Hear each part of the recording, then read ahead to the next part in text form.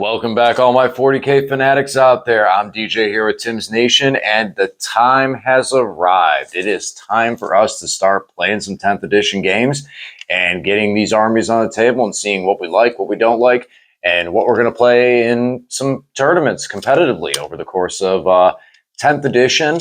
We're waiting for some of the tactical cards and stuff to still release, but there's been a boatload of information, so we're able to start playing. And for this time, I'm going to be bringing by Necrons.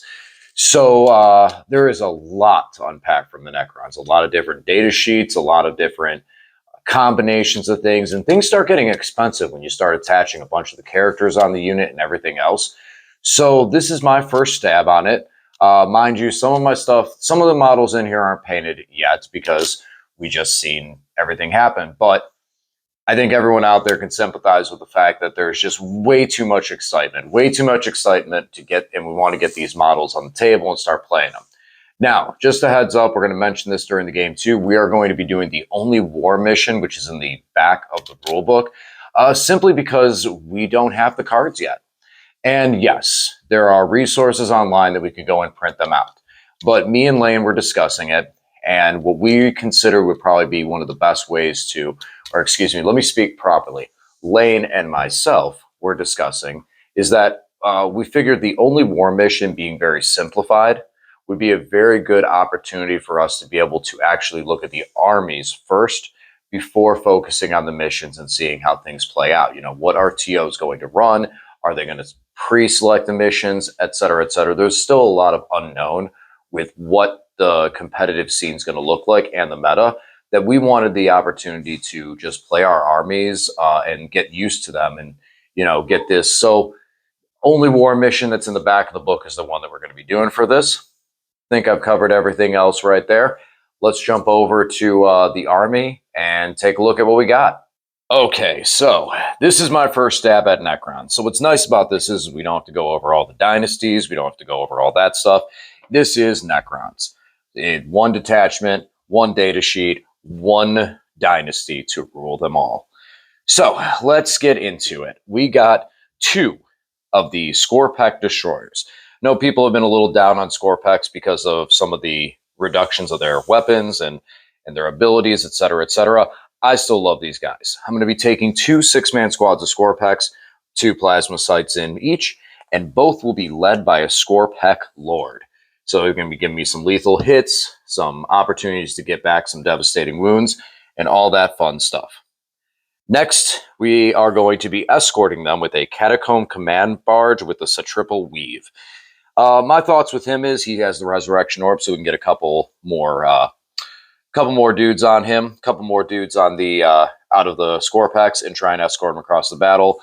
That triple weave, I think, is going to really help to make this Catacomb barge really, really tough to take down.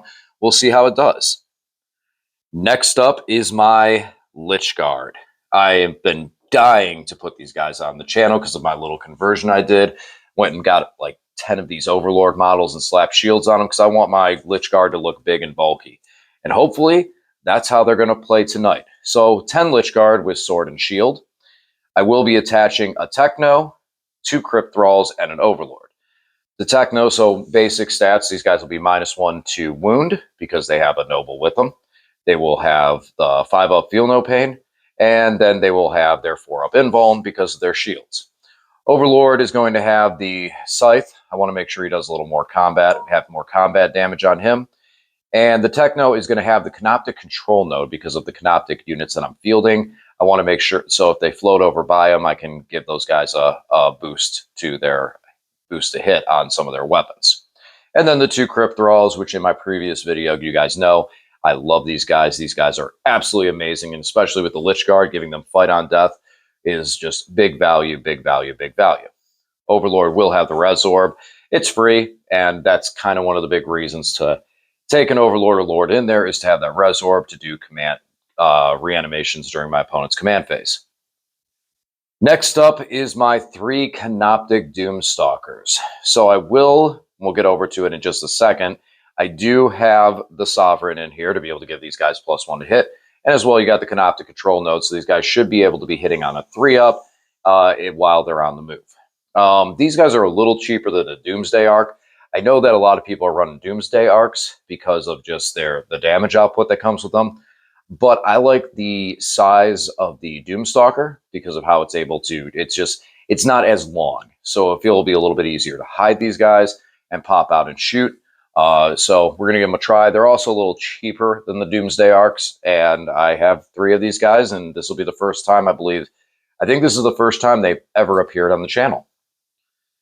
Oh, man. So speaking about first things appear on the channel, we'll talk about my 5 Deathmarks.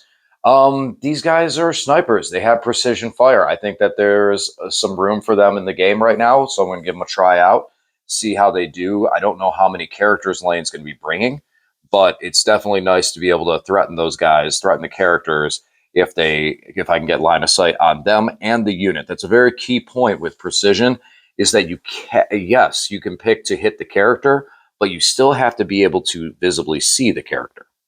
Next up is my Scarabs. So we got a 3-man squad of Scarabs and a 6-man squad of Scarabs. I want to try out both and see how these guys run, see if I like them in 3, see if I like them in 6. I love the Scarabs. These guys will be able to reduce objective control value down by 1. And because of Catacomb Command Barge, I have to double check and make sure it's not just infantry. It does work for these guys, but my thought process is I can then give the Scarabs +1 to their objective control while they're dropping someone else down. That's almost like giving the Scarabs objective control value too. So I like them in general. I like how they function, how they blow up. There is some hope with like some reanimations to be able to bring some of the guys back. So we'll see how they play out. And with taking Scarabs, it would not be complete unless I had 1 Canoptek Spyder. Now, more or less the reason for the Canoptek Spyder is to be able to give the feel no pain to my Doomstalkers, but he can also throw a Scarab back into a squad if they get picked up early and start beating up some of those guys early. I can at least get a Scarab base back in there. But that's the primary thing for the Spyder. Also, not in this matchup against DeathWatch per se, but in other matchups with psychic weaponry, it's nice to be able to have the feel no pain that he's able to dish out from the Spyder to other friendly units. Next is going to be my Hexmark Destroyer. So the Hexmark is very, very interesting. A lot of rules with him. So first of all, he's a lone operative, so he'll be able to hide nicely. If you shoot at a unit that's near him and he's still within range, he can shoot back.